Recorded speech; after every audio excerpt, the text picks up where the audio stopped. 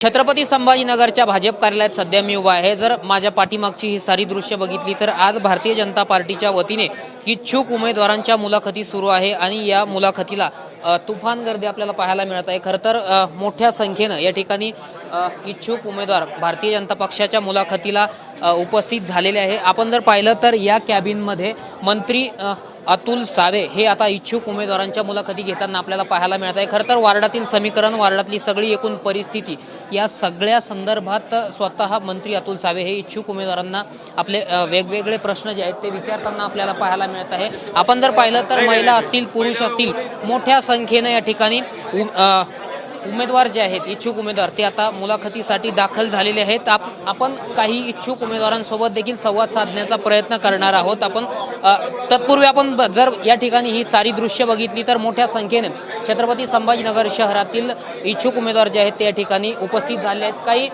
इच्छुक उमेदवार सध्या आपल्यासोबत आहेत। काय सांगाल तुम्ही, आज मुलाखतीला झाली का मुलाखत झाली आमची? काय विचारण्यात आलं तुम्हाला? साधारणतः तुमचं निवडून जिंकून यायचं काय योजना आहे, तुम्ही कोणत्या आधारावर तुम्हाला पक्षाने तिकीट द्यावं याबद्दलची माहिती विचारली आणि पक्षांनी तुम्हाला उद्या तिकीट दिल्यानंतर निवडून आल्यावर तुम्ही भविष्यात काय काम करणार या संदर्भातलं विचारलं।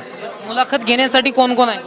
मुलाखत घेण्यासाठी शहरातले सर्व इथं वरिष्ठ आहेत, जसे निवडणूक प्रमुख समीरदादा राजूकर आहेत, माननीय मंत्री अतुल सावे साहेब आहेत, किशोरदादा चितोळे आहेत, धनंजयजी कुलकर्णी आहेत, सगळे ज्येष्ठ आहेत तिथे। काय सांगाल, भाजपच का निवडलं तुम्ही इच्छुक म्हणून? भाजप पक्षात घराणेशाही नाही आहे। जो पक्ष आहे तो आपल्या सर्वांना कार्यकर्त्यांना घेऊन चालणारा पक्ष आहे, त्यामुळे भाजप पक्ष हा निवडलेला आहे। भाजपमध्ये घराणेशाही नाही, दुसऱ्या पक्षात घराणेशाही, असं तुमचं स्पष्ट मत आहे। तुमचं ध्येय काय? विकास करूया आणि शहराचा, आपल्या संभाजीनगरचा विकास होईल, त्या अनुषंगाने आम्ही त्या फॉर्म भरलेला आहे। होईल का स्वप्न? 100% स्वप्न पूर्ण होईल। आपल्यासोबत अजून काही इच्छुक उमेदवार आहेत। कोणत्या प्रभागातून निवडणूक लढवण्यासाठी इच्छुक आहात? माझी मिसेस SC 26 मधून लढू लागली। माझा मुलगा स्वप्नील शिरसाट हा 10-15 वर्षापासून निष्ठावान BJPचा कार्यकर्ता आहे, तर आम्हाला तिकीट भेटावे। निष्ठावान कार्यकर्ता। काय ध्येय काय असणार आहे तुमचा, संकल्प काय असणार आहे? आज तुम्ही इच्छुक उमेदवार म्हणून मुलाखतीला आलेला आहात। जास्त की जो आपला वार्डाचा आहे तो विकास जास्तीत जास्त व्हायला पाहिजे। म्हणजे विकास रोखलेला आहे? हो, विकास आता सध्या विकास तुम्ही करणार? हो, करणार 100%। नक्कीच आपण पाहतोय की वेगवेगळे प्रश्न विचारले जात आहेत। आपल्यासोबत हे दादा आहेत। काय सांगाल, तुम्ही मुलाखतीसाठी आलात, मुलाखत झालीत का? नाही, आता व्हायची आहे, मुलाखत होणार आहे। काय ध्येय आहे तुमचं, कोणत्या प्रभागातून? मी प्रभाग क्रमांक 26 मधून OBC पुरुष साठी उभा आहे आणि प्रभागामध्ये माझा जो प्रभाग आहे, या प्रभागामध्ये जे मूलभूत गरजा आहेत, आता जसं ड्रेनेज लाईन असतील, स्ट्रीट लाईटचे असतील, रोड असतील, रस्ते, ह्या संदर्भातले काही अजून बी प्रभाग जो महानगरपालिकेत नवीन जोडला गेलेला आहे, सातारा देवळाई आणि राजनगर मुकुंदनगरचा भाग। भाजपच निवडण्याचं काय कारण? कारण की मी एक 2014 पासून पक्षाचा कार्यकर्ता आहे आणि सदस्य असल्यामुळं मी बूथ प्रमुख, युवा मोर्चा सरचिटणीसपद, आता शहर जिल्हा उपाध्यक्षच्या पदावर आहे आणि मी पहिल्यापासून माझी राजकीय सुरुवातच ही भाजप। मुलाखती किती दिवस चालणार आहे?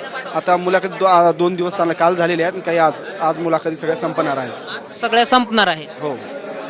तर नक्कीच आपण पाहतोय की काल आणि आज या 2 दिवस मुलाखती घेण्यात येत आहे। आज मुलाखती संपणार आहे। स्वतः मंत्री अतुल सावे इच्छुक उमेदवारांच्या मुलाखती घेत आहेत। वार्डातील समीकरण, परिस्थिती, एकूण मतदार, तुमचं शिक्षण किती, या सगळ्या गोष्टीच्या संदर्भात मंत्री अतुल सावे स्वतः इच्छुक उमेदवारांना विचारणा करत आहे। खरं तर अगदी एखाद्या भरती प्रक्रियेसारखीच ही मुलाखत प्रक्रिया सध्या सुरू असल्याचं चित्र जे आहे ते आपल्याला छत्रपती संभाजीनगरच्या भाजप कार्यालयात पाहायला मिळत आहे। कॅमेरा पर्सन हर्षल निकमसह मी रामनाथ ढाकणे, TV9 मराठी, छत्रपती संभाजीनगर।